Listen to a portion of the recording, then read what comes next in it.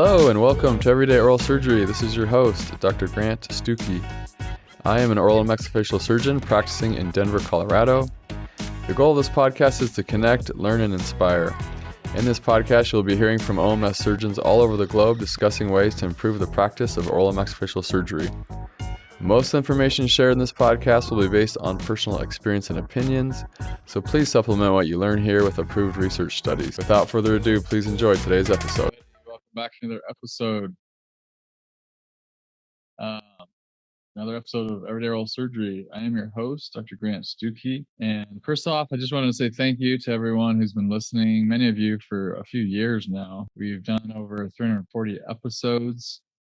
And I want to be the first to admit, which you probably already know this, but I'm not the greatest host. I don't have the best voice. I don't have the best questions. I'm not the most charismatic, dynamic person. I'm just a guy in his microphone and who has a heck of a lot of persistence and grit to keep producing these episodes. And the reason is because I have a real passion for learning things and helping others learn. And I love finding new guests that have tricks, tips, pearls that we can enjoy. And I know it's not been the smoothest road just because of the medium of myself trying to deliver this to you in a very imperfect way. But I feel like many of you have discovered some intellectual treasures and jewels along the way, and I hope to keep delivering to you. This episode today is a solo cast, and I wanted to share something more personal, like a reflection type of a thing I've been thinking about. And I'll start with just saying that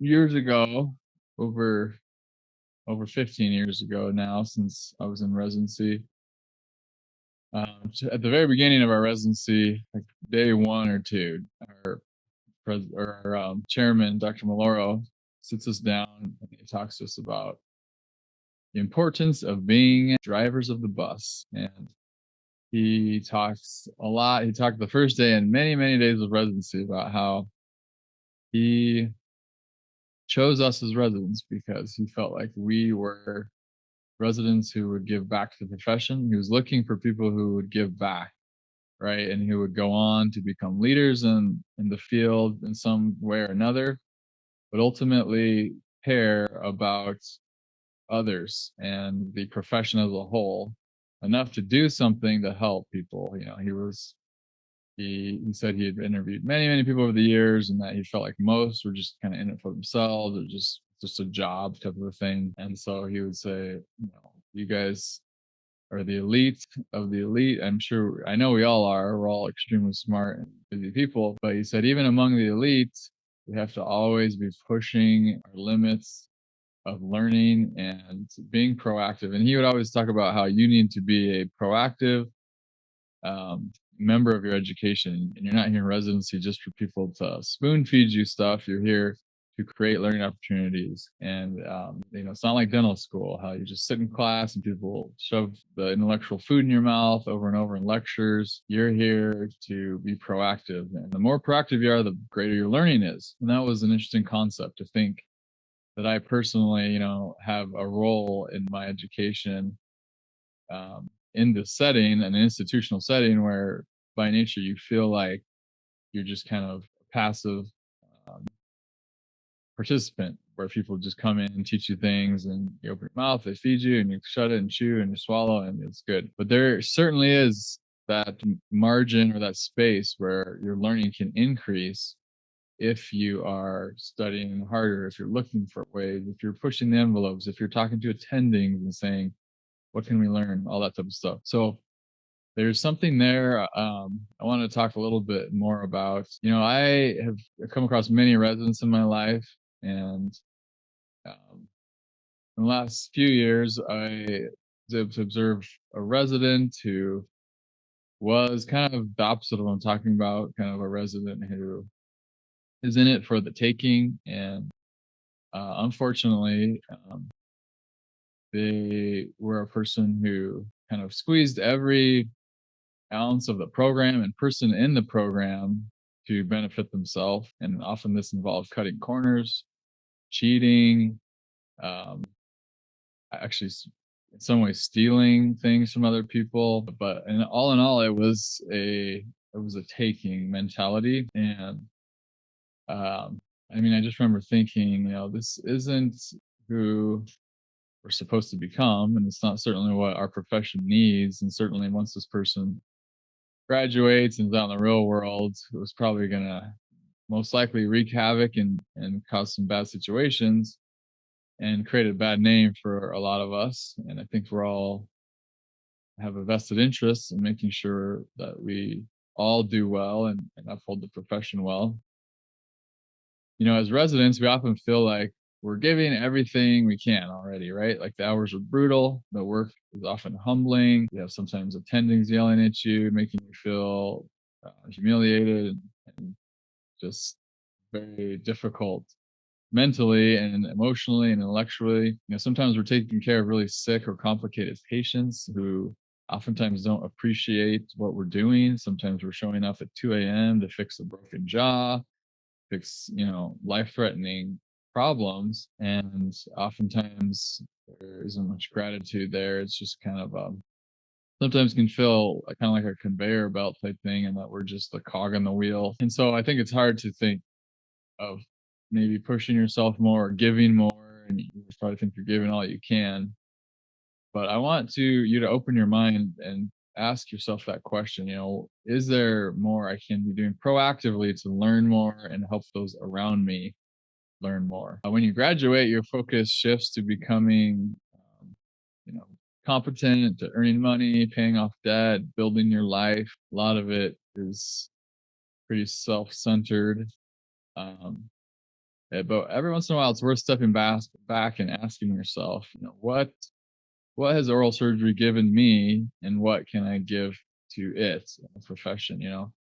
I mean, if you think about your attendings, I thought about this a lot over the past years. I thought about these attendings who didn't earn much money. Clearly, it was a decrease in pay to come to our residency program to teach me and others. But the things they taught me were so valuable to my life, like so much more valuable than the money I paid to attend. I was getting a stipend, but just like maybe the lack of income, the hardships you have to endure, the tough hours.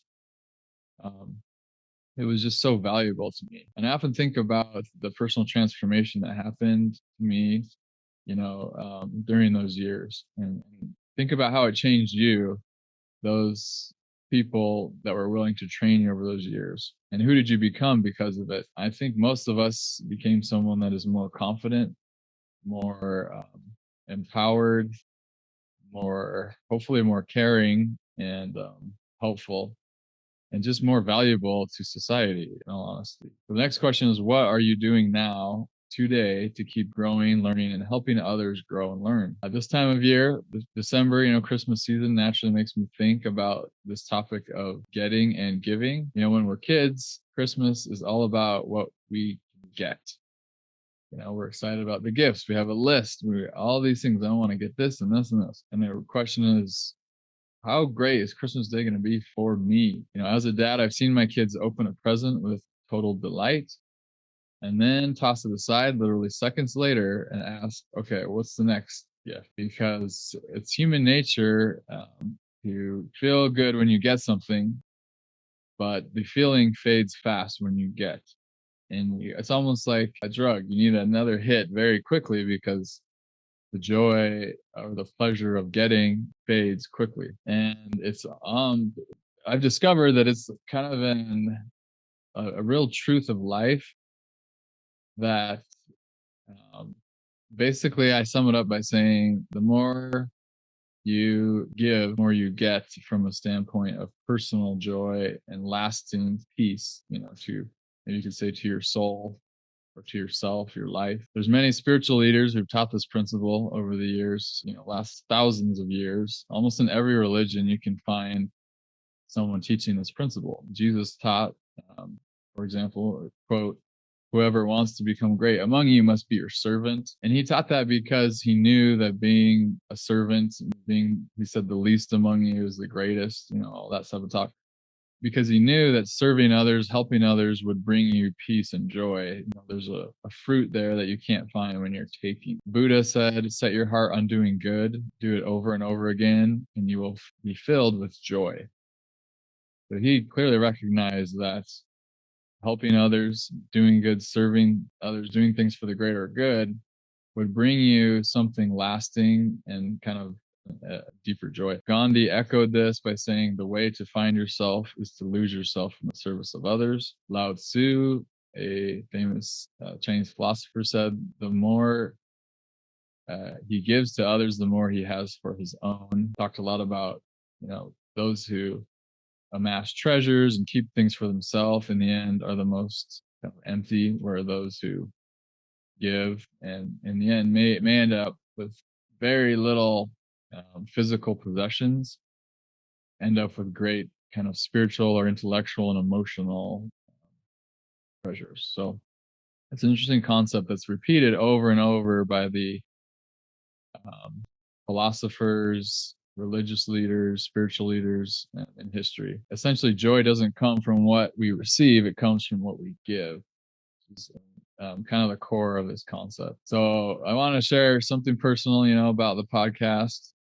And this is not to brag or to make anyone feel bad, but just to give you some insight onto what it takes and has taken for me to keep this podcast going. So I started this podcast in 2020. It's been over 5 years since I started it. We've done over 343 episodes. Each episode cost me around probably conservatively about $200 per episode to create, to produce. Like, that's editing, it's paying my editor, my marketing specialist, buying equipment, all the subscriptions I need to keep this going. So you can do the math. If you do 343 episodes times about 200, you end up with a little over $68,000 I've spent on this podcast. And at one point, I did have a sponsor for a few months, and so that number is probably closer to 60,000. But I mean, you gotta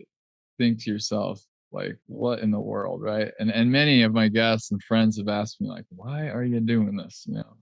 And it was so funny. My friend Aldrich Sy from dental school, who I had on the podcast once, he was like, he just was just so mind boggled about why I was spending my own money and time to do this. And it really, like, honestly, to me, that amount of money is like so worth it compared to what I've gained from the podcast, because I've, one, learned so much personally, and two, it's taught others so much and brought others so much growth in their life. And I don't think I even know probably the 10% of what it really has done, because only probably 10% will actually text me and call me and tell me how an episode affected them. And that really is the most exciting thing for me, is when somebody emails me, for example, a couple weeks ago, hey, just letting you know that episode you did changed the way I practice anesthesia now. Another month or two ago, hey, just letting you know that the one episode put me in touch with so-and-so, and it's leading to a job, and I'm going to work with that person. So thank you for highlighting that person and getting me their contact info, and me realizing how awesome they are. I mean, stuff like that, it just makes me so excited, and it makes all the dollars and time I put into it worth it. Oh, and as a side note, that 60K, that doesn't even count like the lost income, because there's many times where my guests can't do the podcast on a weekend, and so I'll block my work schedule and basically take a loss of income in the middle of the day or beginning of the day, whenever it is, to do the podcast, because it's that worth it to me. And so I do it because I love it. I'm passionate about it. I would hope that you too can find something you're passionate about doing that helps others. And that's kind of my invitation to you, is the question of what can you be doing right now to help someone else grow, learn, or find joy in this profession. So maybe it's one of the following. Maybe it's mentoring an assistant or front office team member and kind of teaching them more of what they could learn from oral surgery and that would then help them and patients. Maybe it's helping a local dentist better manage patients from a clinical standpoint or social standpoint. Maybe it's reaching out to neighboring oral surgeon and collaborating with them and helping them learn. Maybe it's a younger, inexperienced surgeon you could help out. Maybe it's giving a resident a case tip or a word of encouragement if you're an attending, or maybe it's you're a chief resident and that would be helping a lower level resident. Maybe it's supporting a colleague who seems burned out and you're just there to kind of listen and be a counselor, or maybe not. Maybe it's just sympathizing. So there's many things we can do. I don't want you to get overwhelmed and think you have to do all this stuff. I would hope that you could just pick one person or one group that you could lift in this next month, week, day, and do something to act generously and helpful to that person or group of people. One moment of mentorship, a gift of time you could give, of attention, of encouragement. Maybe it's money, maybe not. Recently, we highlighted this book, Giftology, which is a fantastic book for many reasons. Vic Martell brought it up because it's such a great gift and a powerful tool for referring docs. But I think it's a great there's so many great principles overall. And one of the things I loved in the book was that the author said, the more altruistic your giving is, the more powerful it becomes. And I found that to be so true. The more you're helping just to help because you care about someone and they're learning, this really is more powerful than an experience where you only kind of get into the situation because you're getting something out of it. So realize that giving is more powerful when you're not getting anything back from a financial standpoint. I mean, we know we're getting something back from a personal, spiritual, oftentimes intellectual level, but the more you can do, I would say specifically when there's no monetary compensation or something like that, the more powerful the giving is. So that's kind of my challenge to you in that invitation, is to sit down in a time where you can think about it and maybe even write down one or two people or a group of people you could help this month. Either that's from teaching and giving the knowledge and experience and wisdom you have, which we all have a ton of, or it's maybe it's donating to a charity, maybe it's helping financially someone. But find something that excites you that you can do that would be awesome and powerful for you, and pay attention to how you feel when you do that, because I think you'll find there's a lasting peace and joy there. So as we head into the holidays and really into a new year of practice, I invite you to think about those you can help and teach and lift, and just remember that simple truth of when you give freely, you become more. When you lift others, you also rise too. So I hope you can do this. And I think that I really am trying to bring you more peace and joy in your life, because we're all stressed. We all have that risk of burnout, but this is something that can help, I feel like, with burnout and finding joy in the profession, especially if you're an older guy like me and you've done this for many years, and you are looking for that lasting peace and joy. All right, everyone. Hopefully that wasn't too mushy for you, and there's some substance there that you can chew on. We will see you all next time on the podcast, and just always remember to text me, give me some feedback, and let me know for sure if there's more topics or guests that you want me to talk about. Thanks so much. Talk to you later. Thank you so much for listening to this episode of Everyday Oral Surgery. For more information on these podcasts, please visit everydayoralsurgery.com. I love feedback and would be very grateful if you would reach out to me via my email, grantstucki@gmail.com, and let me know what you thought of this episode. Or you can text me at 720-441-6059. Additionally, if you have any topics you'd like to hear about, or if you would like to be a guest on the podcast, please email or text me. I found many of my interviewees through people who have been contacting me and have been listening, and I've gotten so many great ideas for more podcasts, and that's what helps keep the podcast rolling. So I really appreciate you making that extra effort and helping me out. with feedback and knowing what to do next on the podcast. Thank you so much.